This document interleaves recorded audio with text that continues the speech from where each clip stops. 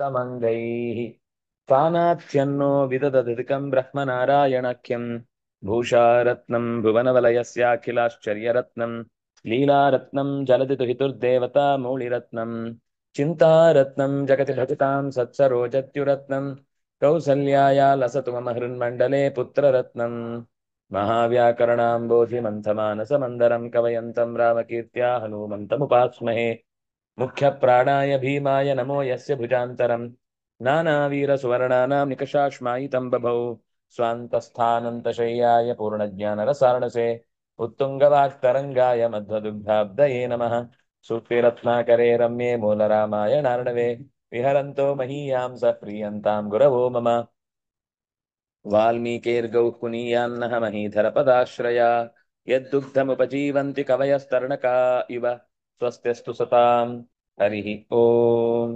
56 57ಕ್ಕೆ ಹೋಗೋಣ.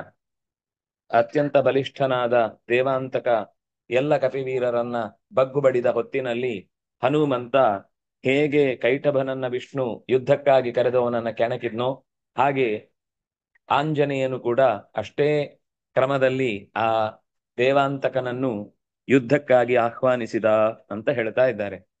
ತಸ್ಯಾಪತ ಭೂಷಣ್ ಅವ್ರು ಹೇಳಿ.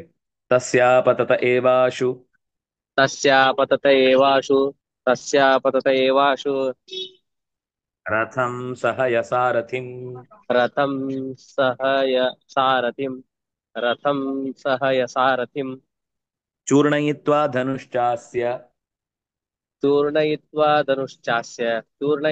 धनुश्चास्य ಚಿಚ್ಛೇ ಚಿಚ್ಛೇದಾಚ್ಛಿದ್ಯ ಮಾರುತಿ.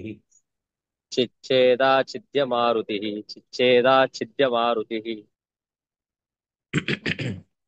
ಅವನು ದೇವಾಂತಕನಿಗೆ ಕೋಪ ಬಂತು.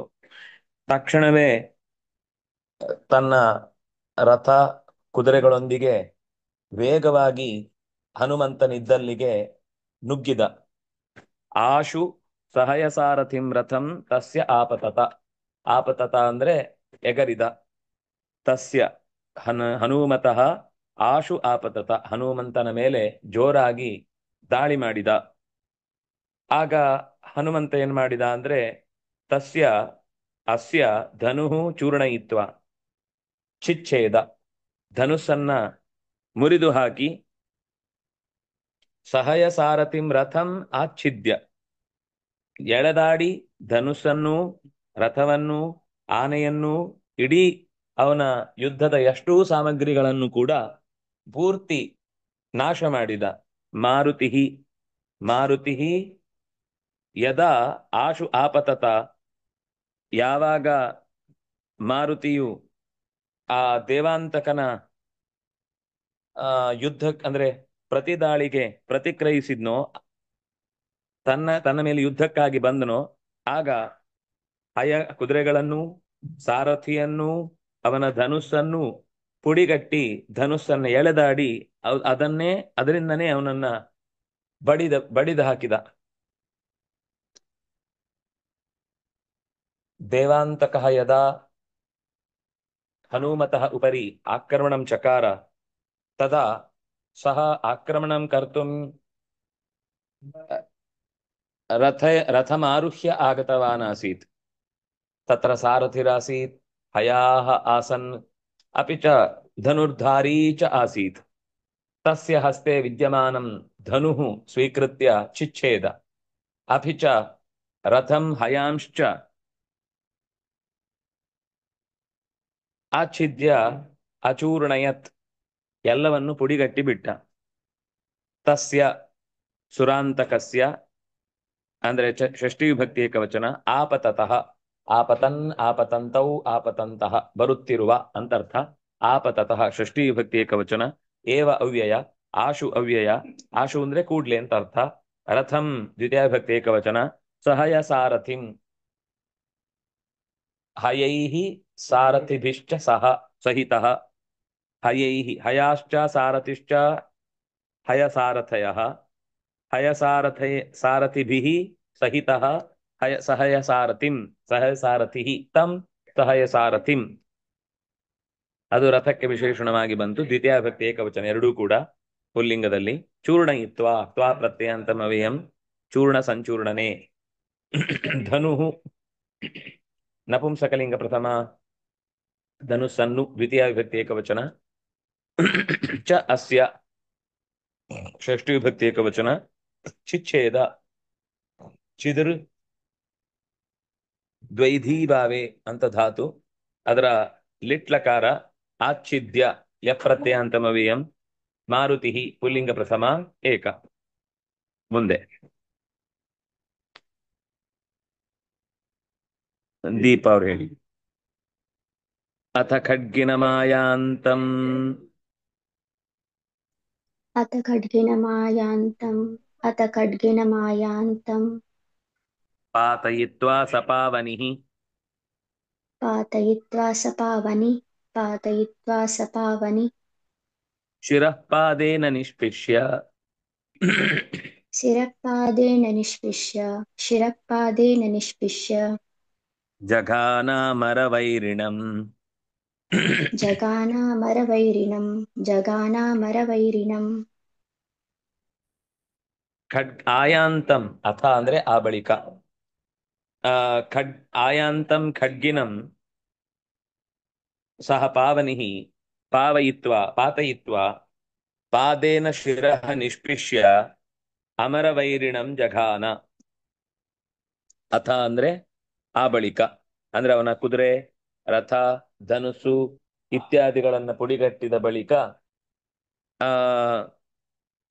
ಪಾವನಿಹಿ ಪವನಸ್ಯ ಅಪತ್ಯಂ ಪುಮಾನ್, ಪವನನ ಮಗ ಹನುಮಂತನಿಗೆ ಪಾವನಿ ಅಂತ ಕರೀತಾರೆ.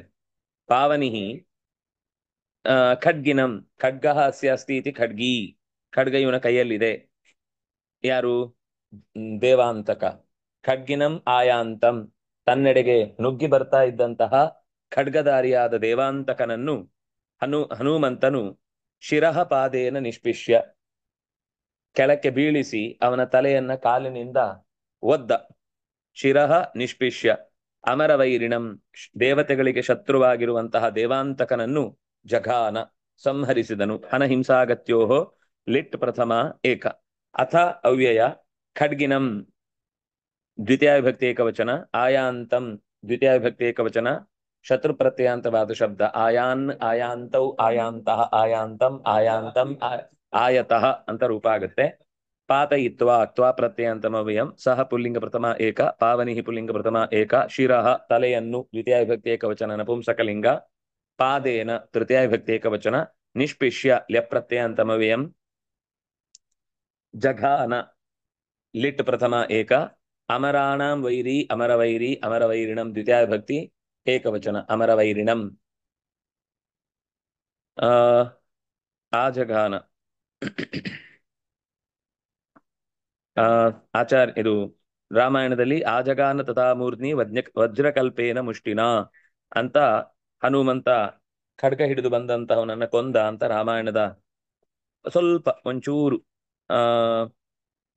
ವ್ಯತ್ಯಾಸದಿಂದ ಕೂಡಿದೆ. ಅಂದ್ರೆ ಅವ್ನು ಖಡ್ಗ ಹಿಡ್ಕೊಂಡು ಬಂದದ್ ಸರಿ, ಅವನನ್ನ ತಲೆ ಕೂದಲು ಹಿಡಿದು ನೆಲಕ್ಕೆ ಅಪ್ಪಳಿಸಿದ ಅಂತ ಆಚಾರ್ಯರು ನಿರ್ಣಯದಲ್ಲಿ ಕೊಟ್ಟದ್ದನ್ನು ಇಲ್ಲಿ ನಾರಾಯಣ ಪಂಡಿತರು ಹಾಗೆ ತಗೊಂಡಿದ್ದಾರೆ. ಅಲ್ಲಿ ಏನಿದೆ ಅಂದ್ರೆ ತಲೆಯನ್ನ ಮುಷ್ಟಿಯಿಂದ ಹೊಡೆದ ಅಂತಿದೆ. ಅದು ಹೊಡೆದಿರ್ಬೋದು, ಹೊಡೆದಿಲ್ಲ ಅಂತಿಲ್ಲ. ಆಮೇಲೆ ಕೊನೆಗೆ ಅವನನ್ನು ಕೊಂದದ್ದು ಹೇಗೆ ಅಂದ್ರೆ ಕಾಲು ಅಡಿಗೆ ಹಾಕಿ ತಲೆಯನ್ನ ಪಾದದಿಂದ ಒತ್ತಿ ಅವನನ್ನ ಕೊಂದ ಅನ್ನೋದು. ಶಿರೋ ಮಮರ್ಧ ತರಸ ಪವಮಾನಾತ್ಮಜ ತದಾ ಅಂತ ನಿರ್ಣಯದಲ್ಲಿ ಬಂದ ಮಾತನ್ನ ನಾರಾಯಣ ಪಂಡಿತರು ಹಾಗೆ ಶಿರಃಪಾದೇನ ನಿಷ್ಪಿಷ್ಯ ಅನ್ನೋ ಶಬ್ದವನ್ನ ಆಚಾರ್ಯ ನಿರ್ಣಯಕ್ಕನುಸಾರವಾಗಿ ಅಲ್ಲಿ ಮೂಲದಲ್ಲಿ ರಾಮಾಯಣದಲ್ಲಿ ತಲೆಗೆ ಮುಷ್ಟಿಯಿಂದ ಹೊಡೆದ ಅಂತಿದೆ, ಇಲ್ಲಿ ಕಾಲಿನಿಂದ ಅವನನ್ನ ಅಪ್ಪಚ್ಚಿ ಮಾಡಿದ ಅನ್ನೋದನ್ನ, ಅಂದ್ರೆ ಅಲ್ಲಿಯ ಅಂಶವನ್ನ ಬಿಟ್ಟಿರ್ತಾರೆ ನಾರಾಯಣ ಪಂಡಿತಾಚಾರ್ಯರು. ಅದು ಆಗಿಲ್ಲ ಅಂತ ಹೇಳಿದ್ದಲ್ಲ, ಅದರ ನಂತರದ ಘಟನೆ ಏನು ಅನ್ನೋದನ್ನ ತಲೆಗೆ ಹೊಡೆದ ಮೇಲೆ ಕೆಳಗೆ ಬಿದ್ದ ಅಥವಾ ತಲೆ ಹಿಡಿದು ಅವನನ್ನ ಜುಟ್ಟು ಹಿಡಿದು ನೆಲಕ್ಕೆ ಎಳೆದಾಡಿದ ಮೇಲೆ ಕಾಲಿನಿಂದ ಅವನನ್ನ ಒತ್ತಿ ಕೊಂದ ಅನ್ನೋದು ಅಲ್ಲಿ ಒಟ್ಟು ಬಂದ ಸಂಗತಿ. ಮುಂದಿನ ಶ್ಲೋಕಕ್ಕೆ ಹೋಗೋಣ.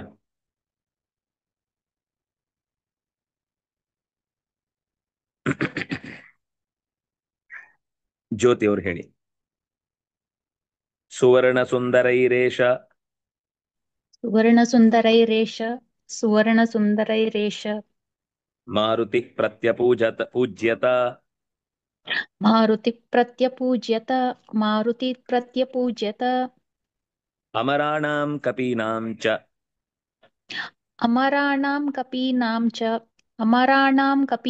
च स्तवनैर्नयनैरपि ಮತ್ತೆ ಹೇಳಿ स्तवनैर्नयनैरपि ಸ್ತವನೈರ್ ನಯ ನೈ ನೈರಪಿ नयनैरपि ಸ್ತವನ್ ನಯನೈರಪಿ स्तवनैर्नयनैरपि ಸ್ತವನೈರ್ ನಯನೈರ್ ನೈರಪಿ करेक्ट ಸ್ತವನೈರ್ ನಯನೈರಪಿ हम्म मारुतिः सुवर्णसुन्दरैः पूजितः ಮಾರುತಿಯು ತುಂಬ ಒಳ್ಳೆಯ ಮಾತುಗಳಿಂದ ಮನಸ್ಸಿಗೆ ಹಿತವಾಗುವಂತಹ ಪದಗಳಿಂದ ಸ್ತೋತ್ರ ಮಾಡಲ್ಪಟ್ಟ. ಎಲ್ಲರೂ ಅವನನ್ನ ಸ್ತುತಿಸತೊಡಗಿದರು. ಯಾರು? ಕೇವಲ ದೇವತೆಗಳು ಕಪಿಗಳು ಮಾತ್ರ ಅಲ್ಲ, ದೇವತೆಗಳು ಸೇರಿ ಅವನನ್ನ ಹೊಗಳಿದ್ರು. ಅಮರಾಣಾಂ ಕಪೀನಾಂಚ ಸ್ತವನೈಹಿ ನಯನೈಹಿ ಸುವರ್ಣ ಸುಂದರೈಹಿ ಮಾರುತಿ ಪ್ರತ್ಯಪೂಜ್ಯತ ಅಂದ್ರೆ ಪೂಜಿಸಲ್ಪಟ್ಟ. ಯಾರಿಂದ ಪೂಜಿಸಲ್ಪಟ್ಟ? ದೇವತೆಗಳಿಂದ ಪೂಜಿಸಲ್ಪಟ್ಟ, ಮತ್ತೆ ಕಪಿಗಳಿಂದ ಪೂಜಿಸಲ್ಪಟ್ಟ. ಹೇಗೆ ಪೂಜಿಸಲ್ಪಟ್ಟ? ಸುಂದರೈಹಿ ಆ ಸುವರ್ಣ ಸುಂದರೈಹಿ ಸ್ತವನೈಹಿ, ಸುಂದರವಾದ ಆ ಮಾತುಗಳಿಂದ ಅವನನ್ನ ಪ್ರತ್ಯಪೂಜ್ಯತ. ನಯನ ಕಣ್ಣಿನಿಂದಲೂ ಅವರಿಗೆ ತೃಪ್ತಿ ಇತ್ತು, ಸಂತೋಷ ಇತ್ತು. ಅಂದ್ರೆ ಯಾಕೆಂದ್ರೆ ದೇವಾಂತಕ ತಮ್ಮನ್ನ ಹಣ್ಣುಗಾಯಿ ನೀರುಗಾಯಿ ಮಾಡಿಬಿಟ್ಟಿದ್ದ. ಅವನಿಗೆ ಯಾವುದೇ ರೀತಿಯಿಂದಲೂ ಕೂಡ ಜಯವೇ ಸಿಗುವುದಿಲ್ಲ ಅನ್ನುವಷ್ಟು ಭಯ ಉಂಟಾಗಿತ್ತು. ಅಂತಹ ಭಯಗ್ರಸ್ತವಾದಂತಹ ಕಪಿಗಳಿಗೆ ಧೈರ್ಯವನ್ನ ತುಂಬಿದವನು ಹನುಮಂತ. ಹಾಗಾಗಿ ಧೈರ್ಯಶೀಲನಾದಂತಹ ಹನುಮಂತ ತಮಗೆ ಧೈರ್ಯವನ್ನ ತುಂಬಿದ್ದಷ್ಟೇ ಅಲ್ಲದೆ ನಮ್ಮ ಜೀವಕ್ಕೆ ಆಸರೆಯಾಗಿ ನಿಂತವನು ಅನ್ನುವ ಕಾರಣಕ್ಕೆ ಅವರಿಗೆ ಮನಃಪೂರ್ವಕವಾಗಿ ಹನುಮಂತನನ್ನ ಹೊಗಳುವ ಮನಸ್ಸಿತ್ತು. ಇದು ಕೇವಲ ಅದಕ್ಕೋಸ್ಕರನೇ ಅಮರ ವೈರಿಣಂ ಅನ್ನೋ ಶಬ್ದ ಬಳಸಿದ್ರು. ದೇವಾಂತಕ ಎಷ್ಟು ಬಲಿಷ್ಠ ಅಂದ್ರೆ, ಇಲ್ಲಿ ಎಲ್ಲ ದೇವತೆಗಳೇ ಇದ್ದಿದ್ದು. ಕಪಿಗಳ ರೂಪದಲ್ಲಿ ಇದ್ದವರೆಲ್ಲ ದೇವತೆಗಳೇ. ಅವತಾರದಲ್ಲಿ ಮಾತ್ರ ಅಲ್ಲ, ಮೂಲ ರೂಪದಲ್ಲೂ ಅವರಿಗೆ ತುಂಬಾ ಉಪದ್ರವ ಕೊಟ್ಟು ರಾವಣ ಕುಂಭಕರ್ಣರಿಗೆ ಬೆಂಗಾವಲಾಗಿ ನಿಂತಿದ್ದವರಾದ್ರಿಂದ ದೇವತೆಗಳು ತುಂಬಾ ಈ ವ್ಯಕ್ತಿಯಿಂದ ತೊಂದರೆಯನ್ನು ಅನುಭವಿಸಿದ್ರು. ಹಾಗಾಗಿ ಕಪಿಗಳು ದೇವತೆಗಳು ಉತ್ತಮವಾದ ಮಾತುಗಳಿಂದ, ಮನಸ್ಸು ತುಂಬಿದ ಅಂದ್ರೆ ಶ್ರದ್ಧೆ ತುಂಬಿದ ಕಣ್ಣುಗಳಿಂದ, ಮನಸ್ಸಿಗೆ ಹಿತವಾಗುವ ಮಾತುಗಳಿಂದ ಅವನನ್ನ ಸಂತೋಷಪಡಿಸಿದ್ರು ಅನ್ನುವುದು ಒಟ್ಟು ಈ ಶ್ಲೋಕದ ಸಾರ. ಸುವರ್ಣ, ಒಳ್ಳೆಯ ವರ್ಣ. ವರ್ಣ ಅಂದ್ರೆ ಮಾತುಗಳು. ಸುವರ್ಣ ಅಂದ್ರೆ ಸುಂದರವಾದ ವರ್ಣಗಳಿಂದ ಕೂಡಿದವರು. ಸುವರ್ಣೈಹಿ ಸುಂದರೈಹಿ, ಸುವರ್ಣಾಶ್ಚ ಸುಂದರಾಶ್ಚ ಸುವರ್ಣ ಸುಂದರಾಹ ಸುವರ್ಣ ಸುಂದರಾಹ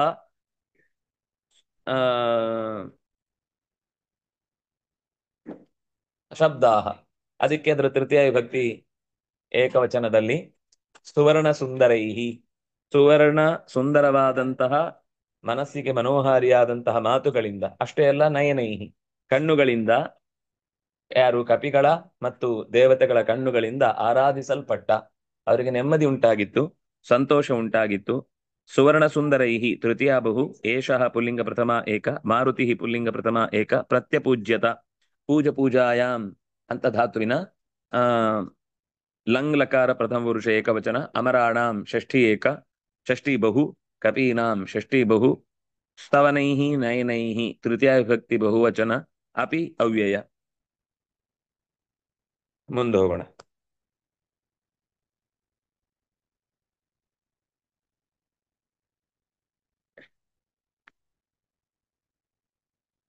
ಮೇಘ ಅವ್ರು ಹೇಳಿ.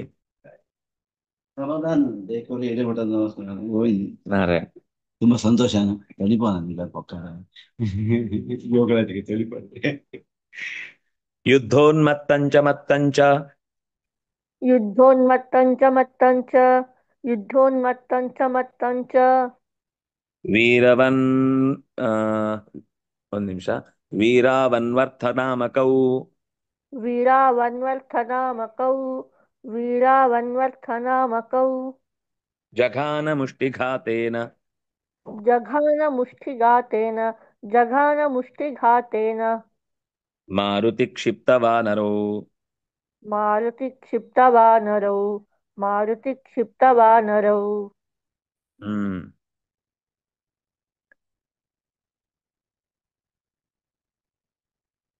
ಯಾರಿಬ್ರು ಮಾರು ಕಪಿಗಳನ್ನ ಎತ್ತಿ ಎಸೆದಿದ್ರು, ಮತ್ತ ಮತ್ತು ಯುದ್ಧೋನ್ಮತ್ತ ಅಂತ ಇಬ್ಬರು ರಾವಣನ ಕಡೆಯ ಆ ಆಗ ದೇವಾಂತಕ ಸುರಾಂತರರು ಅವರ ಜೊತೆಗೆ ಬಂದವರು.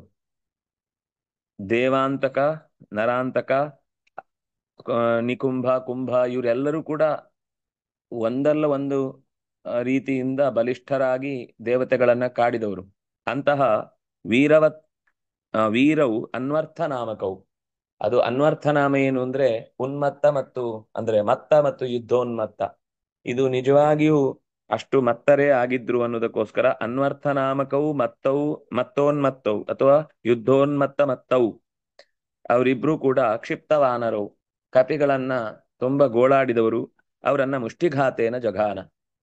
ಅದು ಬಹುಶಃ ಪುರುಷ ವ್ಯತ್ಯಾಸದಿಂದ ಅವರಿಬ್ಬರನ್ನ ಹೊಡೆದು ದೇವಾಂತಕನನ್ನು ಹೊಡೆದು ಕೊಂದ ಅನ್ನುವಲ್ಲಿಗೆ ಅದು ಈ ಮುಷ್ಟಿಯಿಂದ ಹೊಡೆದದ್ದು ಮತ್ತ ಮತ್ತು ಯುದ್ಧೋನ್ಮತ್ತರನ್ನ ಇಟ್ಟುಕೊಂಡು ಅವರಿಗೆ ಜೋಡಿಸಿ ಹೇಳಿದ್ರು.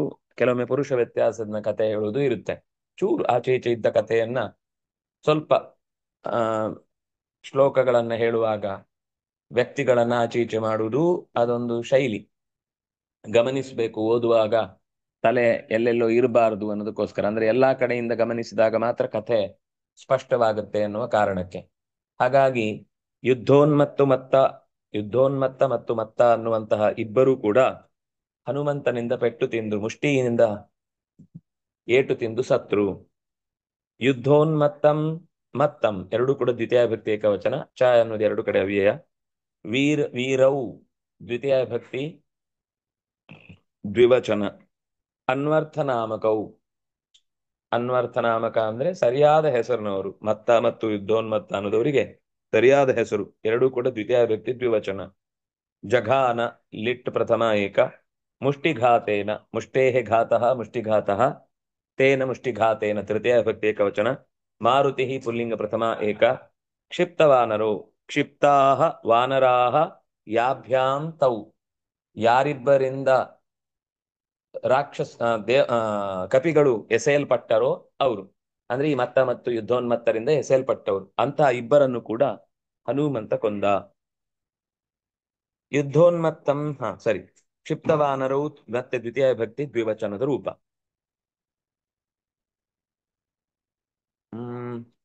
ಪ್ರಥಮಂ ಯುದ್ಧೋನ್ಮತ್ತೋ ಹತಃ ತತಸ್ತ್ರಿಶಿರಾಹ.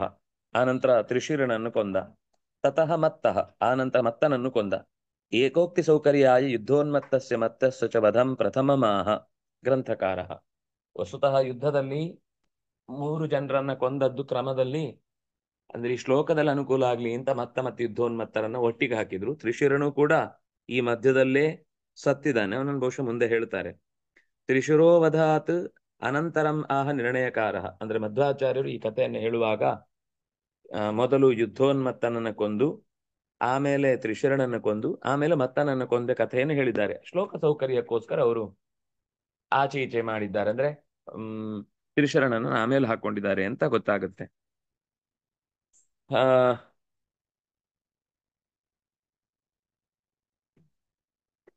ಯುದ್ಧೋನ್ಮತ್ತನಿಗೆ ರಾಮಾಯಣದಲ್ಲಿ ಮಹೋದರ ಅಂತ ಹೆಸರಿದೆ. ಆಮೇಲೆ ಮತ್ತನಿಗೆ ಮಹಾಪಾರ್ಶ್ವ ಅಂತ ಹೆಸರಿದೆ. ಯಾಕೆಂದ್ರೆ ಆರಂಭದಲ್ಲಿ ಕಥೆ ಹೇಳುವಾಗ ಮಹೋದರ ಮತ್ತು ಮಹಾಪಾರ್ಶ್ವ ಅನ್ನೋ ಎರಡು ಹೆಸರಿನಿಂದ ಕಥೆ ಶುರು ಮಾಡಿದ್ರು. ಇಲ್ಲ,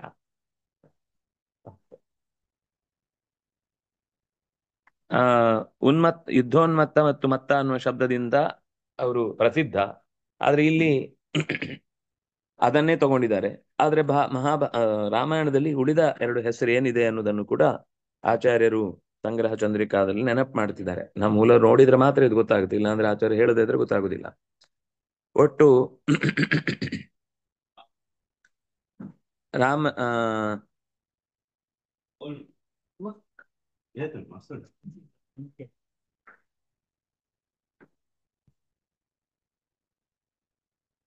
ಸರಿ, ಮುಂದೆ ಹೋಗೋಣ.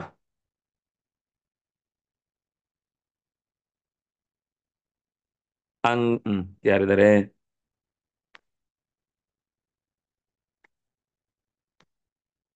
ಸ್ವಾತಿ ಅವ್ರು ಹೇಳಿ. ಅಂಗದಾದೀನ್ ಪ್ಲವಂಗೇಂದ್ರಾನ್. ಕ್ಷಮಿಸಿ ಆಚಾರ್ಯ, ಸ್ವಲ್ಪ ಗಲಾಟೆ ಇದೆ, ನಾಳೆ ಸರಿ ಓದ್ಕೊಳ್ಳೋಣ. ಸರಿ ಸರಿ ಸರಿ ಸರಿ. ವಾರುಣಿ ಅವ್ರು ಹೇಳಿ.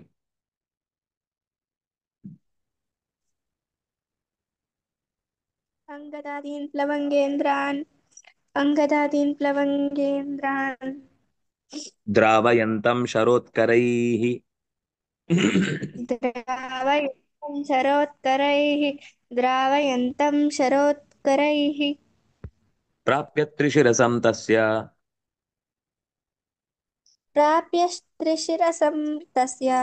प्राप्यस्त्रिशिरसं तस्य ಹನುಮಾನ್ ರಥಮಕ್ಷಿಣೋತ್. हनूमान् रथमक्षिणोत्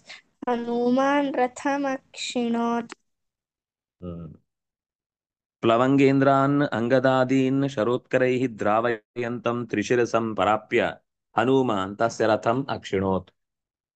ಅಂಗದ ಮೊದಲಾದ ಕಪಿವೀರರನ್ನ ತನ್ನ ಬಾಣದ ತೀಕ್ಷ್ಣವಾದ ಪೆಟ್ಟುಗಳಿಂದ ಎಲ್ಲೆಲ್ಲೋ ಓಡಿಸ್ತಾ ಇದ್ದಂತಹ ತ್ರಿಶಿರಸ್ಸನ್ನು ಹನುಮಂತ ಹೋಗಿ ಅವನನ್ನು ಎದುರುಗೊಂಡು ಅವನ ರಥದಿಂದ ಅವನನ್ನು ಕೆಳಕ್ಕೆ ಹಾಕಿದ. ಅವನ ರಥವನ್ನು ಕಿತ್ಕೊಂಡು ಬಿಟ್ಟ. ಅಕ್ಷಿಣೋತ್ ಅಂದ್ರೆ ಪುಡಿಗಟ್ಟಿದ. ಆಗ ಅವನು ಹಾರಿದ ಅಷ್ಟೇ. ಆ ರಥದಲ್ಲೇ ಇದ್ದಿದ್ರೆ ಅವನು ಒಟ್ಟಿಗೆ ಸಾಯ್ತಿದ್ದ. ಆದ್ರೆ ಏನು ಅಂದ್ರೆ ರಥವನ್ನು ಹಿಡಿದ ತಕ್ಷಣ ಅವನಿಗೆ ಗೊತ್ತಾಯ್ತು ರಥವನ್ನು ಎಸಿತಾನೆ ಇವನು ಅಂತ. ಹಾಗಾಗಿ ರಥ ಬಿಟ್ಟು ಹಾರಿದ. ಆಗ ರಥ ಮಾತ್ರ ಅವನ ಕೈಗೆ ಬಂತು. ಅದನ್ನು ತೆಗೆದು ನೆಲಕ್ಕೆ ಹೊಡೆದು ಅಪ್ಪಚ್ಚಿ ಮಾಡಿ ಬಿಟ್ಟ ಹನುಮಂತ. ಅಂಗದಾದಿಗಳನ್ನ ಬೆನ್ನಟ್ಟಿಕೊಂಡು ಹೋಗಿ ಹೊಡೆದು ತನ್ನ ಸಾಮರ್ಥ್ಯದಿಂದ ಬೆದರಿಕೆಯನ್ನು ಹಾಕ್ತಾ ಇದ್ದಂತಹ ರಾಕ್ಷಸ ವೀರನನ್ನು ಕಪಿವೀರನಾದ ಹನುಮಂತ ಎದುರುಗೊಂಡು ಅವನ ರಥವನ್ನ ಕಸಿದು ನೆಲಕ್ಕೆ ಚಚ್ಚಿದ. ಅಂಗದಾದೀನ್ ಪ್ಲವಂಗೇಂದ್ರಾನ್ ಎರಡೂ ಕೂಡ ದ್ವಿತೀಯ ವಿಭಕ್ತಿ ಬಹುವಚನದ ರೂಪ. ದ್ರಾವಯಂತಂ ದ್ವಿತೀಯ ವಿಭಕ್ತಿ ಏಕವಚನ ರೂಪ. ದ್ರಾವಯನ್ ದ್ರಾವಯಂತೌ ದ್ರಾವಯಂತಹ. ಶರೋತ್ಕರೈಹಿ ಅತ್ಯಂತ ತೀಕ್ಷ್ಣವಾದ ಬಾಣಗಳಿಂದ ಅಂತರ್ಥ. ತೃತೀಯ ವಿಭಕ್ತಿ ಬಹುವಚನ ರೂಪ. ಪ್ರಾಪ್ಯ ಲೆಪ್ರತ್ಯಯ ಅಂತಮವ್ಯಯಂ. ತ್ರಿಶಿರಸಂ ದ್ವಿತೀಯ ವಿಭಕ್ತಿ ಏಕವಚನ. ತಸ್ಯ ಷಷ್ಠಿ ಏಕ. ಹನುಮಾನ್ ಹನುಮಂತೌ ಹನುಮಂತಃ ಪ್ರಥಮ ವಿಭಕ್ತಿ ಏಕವಚನ. ರಥಂ ದ್ವಿತೀಯ ಏಕ. ಅಕ್ಷಿಣೋತ್ ಕ್ಷಿಣೋತಿ ಅನ್ನುವ ಕ್ಷಿಣು ಹಿಂಸಾಯಾಮ್ ಅಂತ ಧಾತು. ಅದರ ಲಂಗ್ಲಕಾರ ಪ್ರಥಮ ಪುರುಷ ಏಕವಚನದ ರೂಪ. ಸರಿ, ಮುಂದೆ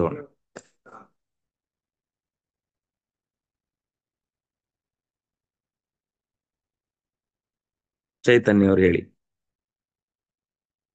ಸಂಚಿದ್ಯ ಚಾಪ ಖಡ್ಗೌ ಚ. ಚೈತನ್ಯ ಅವರಿಲ್ಲ. ಸಂಚಿದ್ಯ ಚಾಪ ಖಡ್ಗೌ ಚ ತಳೇನ ಬಲಚಂಚುನಾ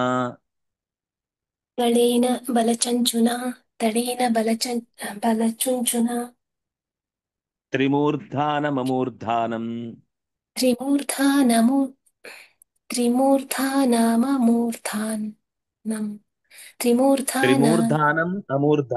ತ್ರಿಮೂರ್ಧಾನಮೂರ್ಧಾನಂ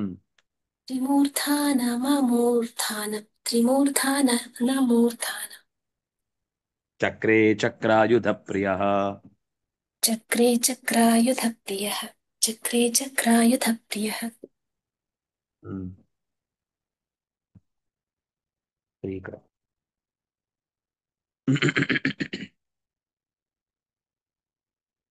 ಚಾಪ ಖಡ್ಗೌ ಚ ಸಂಚಿದ್ಯ. ಚಾಪ ಅಂದ್ರೆ ಬಿಲ್ಲು, ಖಡ್ಗ ಗೊತ್ತಿದೆ. ಅದೆರಡನ್ನು ಹನುಮಂತ ತ್ರಿಶಿರಸ್ನ ಕೈಯಿಂದ ಕಿತ್ತುಕೊಂಡ. ಚಾಪ ಖಡ್ಗೌ ಚ ಸಂಚಿದ್ಯ, ಎರಡು ಅವನ ಕೈಯಲ್ಲಿದ್ದ ಆಯುಧಗಳು, ಅದೆರಡನ್ನೂ ಕೂಡ ಕಿತ್ತು ಬಲಚಂಚುನ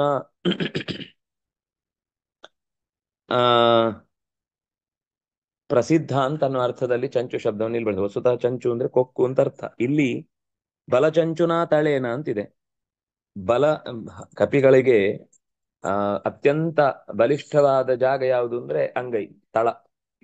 ಅದು ಕೈಯಿಂದ ಒಂದು ಹೊಡೆದ್ರೆ ಎದುರುಗಡೆ ಇದ್ದವನಿಗೆ ಮೂರು ಲೋಕ ಒಟ್ಟಿಗೆ ಕಾಣುತ್ತೆ, ಮತ್ತೆ ಅವನ ತಲೆ ಎತ್ತಲಿಕ್ಕೆ ಆಗಲ್ಲ. ಆದ್ರಿಂದ ಬಲದಿಂದ ಬಿಗಿಯಾದ ಕೈಯ ಅಂಗೈಯಿಂದ ತ್ರಿಮೂರ್ಧಾನಂ, ಮೂರು ತಲೆಗಳುಳ್ಳಂತಹ ಆ ತ್ರಿಶಿರಸ್ಸನ್ನು, ಅಮೂರ್ಧಾನಂ ಚಕ್ರೆ, ಮೂರು ತಲೆ ಇತ್ತು, ಒಂದೂ ತಲೆ ಉಳಿಲಿಲ್ಲ. ಹಾಗೆ ಚಕ್ರಾಯುಧ ಪ್ರಿಯ, ಚಕ್ರಾಯುಧ ಪ್ರಿಯ ಅಂತ ಆ ಭಗವಂತನಿಗೆ ಹೆಸರು ಚಕ್ರಾಯುಧ ಅಂತ. ಅವನಿಗೆ ಪ್ರಿಯ ಅಂತಂದ್ರೆ ಅವನಿಗೆ ಭಕ್ತ ಅಂತ ಅರ್ಥ. ಚಕ್ರಾಯುಧನಾದ ಶ್ರೀಹರಿಗೆ ಅತ್ಯಂತ ಭಕ್ತನಾದ ಹನುಮಂತ ಮೂರು ತಲೆಗಳುಳ್ಳಂತಹ ತ್ರಿಶಿರಸ್ಸಿನ ತಲೆಗೆ ತನ್ನ ಬಲವಾದ ಕೈಯಿಂದ ಅಂಗೈಯಿಂದ ಜೋರಾಗಿ ಹೊಡೆದದ್ದು ಮೂರೂ ತಲೆಗಳು ಹೋಗಿ ತಲೆಯೇ ಇಲ್ಲದವನಾದ ತ್ರಿಮೂರ್ಧಾನಂ ಅಮೂರ್ಧಾನಂ ಚಕಾರ, ಮೂರು ತಲೆ ಉಳ್ಳವನಿಗೆ ಒಂದೂ ತಲೆ ಇಲ್ಲದಂತೆ ಮಾಡಿದ. ಸಂಛಿದ್ಯ ಅಂದ್ರೆ ಕಿತ್ತುಕೊಂಡು ಅಂತ ಅರ್ಥ. ಛಿದಿರ್ ದ್ವೈಧೀಕರಣೆ ಅಂತ ಧಾತು, ಅದರಲ್ಲಿ ಅಪ್ರತ್ಯಯ ಅಂತ ರೂಪ. ಸಂಛಿದ್ಯ. ಖಡ್ಗ ಚಾಪ ಖಡ್ಗೌ, ಚಾಪಶ್ಚ ಖಡ್ಗಶ್ಚ ಚಾಪ ಖಡ್ಗೌ ಗಳನ್ನು ಅಂತ ದ್ವಿತೀಯ ವಿಭಕ್ತಿ ಆದ್ರಿಂದಾಗಿ ದ್ವಿತೀಯ ವಿಭಕ್ತಿ ದ್ವಿವಚನ. ಚ ಅವ್ಯಯ, ತಳೇನ ತೃತೀಯ ವಿಭಕ್ತಿ ಏಕವಚನ. ಬಲಚಂಚುನ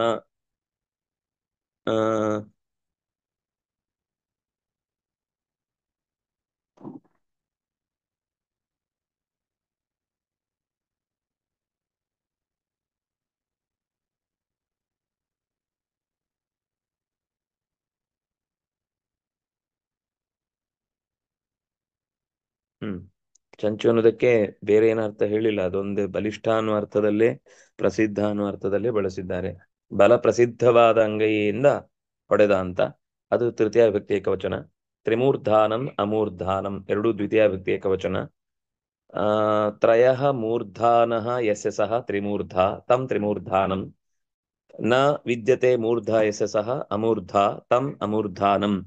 ಚಕ್ರೆ ಚಕ್ರಣ್ಯಕರಣೆ ಲಿಟ್ ಪ್ರಥಮ ಏಕ. ಚಕ್ರಾಯುಧ ಪ್ರಿಯ, ಚಕ್ರಾಯುಧಸ್ಯ ಪ್ರಿಯ. ಚಕ್ರಂ ಆಯುಧ ಯಸ್ಯ, ಅವನು ಚಕ್ರಾಯುಧ ನಾರಾಯಣ. ಚಕ್ರಾಯುಧಸ್ಯ ಪ್ರಿಯ, ಚಕ್ರಾಯುಧ ಪ್ರಿಯ ಪ್ರಥಮ ವಿಭಕ್ತಿ ಏಕವಚನ.